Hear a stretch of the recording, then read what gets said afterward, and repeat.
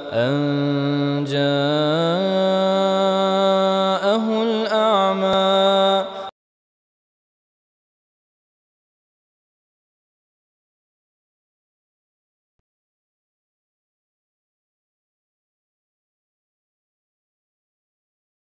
In this ayah, Allah has given us a very basic, something even a child can understand, but at the same time a very powerful look at Iman. Iman itself. Iman is the most basic thing, right? For any Muslim, any believer, Iman is the most basic thing. But Allah has given us this world view that comes from Iman that is life-changing. And let me tell you what it is. Allah mentioned three aspects of Iman in this ayah, right? He mentioned, Man amana billahi wal yawmil akhiri wa amila salihan. These were the three things that were mentioned to be successful in the next life. La khawfun alayhim wa la hum yahzanun. Now listen to this.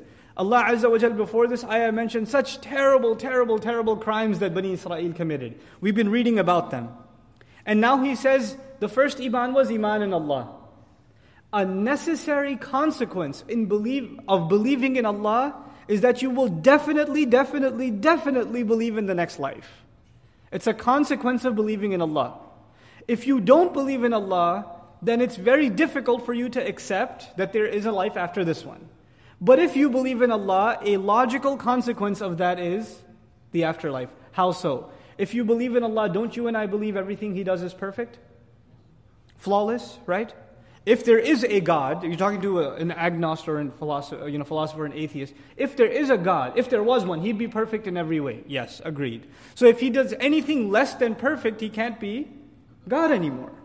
Everything He does has to be perfect. Now, He created this world, yes or no? He did. Now look around this world, you see justice or injustice? You don't see justice. You see injustice. You see innocent people being killed. You see children dying of disease. You see murderers getting away with killing 1,000 people. When one man kills 10 people, what's the most you can do to him? What's the just punishment you can give him? You could kill him, okay, how many times? Once. If he killed one person, you can kill him once. If he killed 1,000 people, you can still only kill him once. So you can come to a very easy conclusion that there is no justice. In the end, no perfect justice in this world. You can try to get justice, but there's no perfect justice in this world. Then this is what, by the way, leads atheists to justify their position. They say, look, if there was a God, there wouldn't be all this injustice. But we say, no, you're missing something. There is a God because every one of these credits that the criminal gets will be debited later on. And every one of these debits will be credited later on. No crime went unnoticed. Nothing is off record. Everything is being kept track of. And anything that you suffered here that you didn't get compensated for, you will get paid for it. What is that thing called? It's called the last day. In other words, if you don't believe in a last day, then you can no longer accept Allah as just. Allah's justice necessitates that you believe in the last day. You understand? So the two are logically connected. Now, if you do believe in a last day, wouldn't you want to be successful on that last day?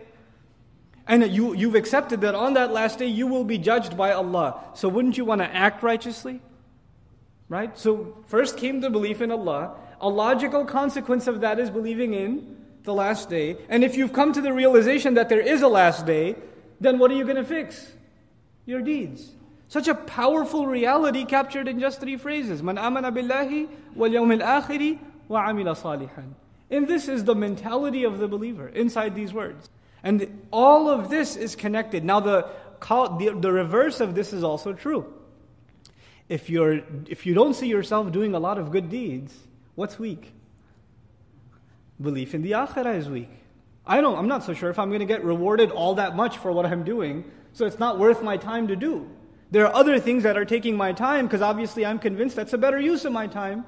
In other words, when you don't see yourself convinced of doing good deeds, it's actually not a weakness in being good, it's a weakness in believing in the afterlife. You're not getting enough reminder or reinforcement about the next life.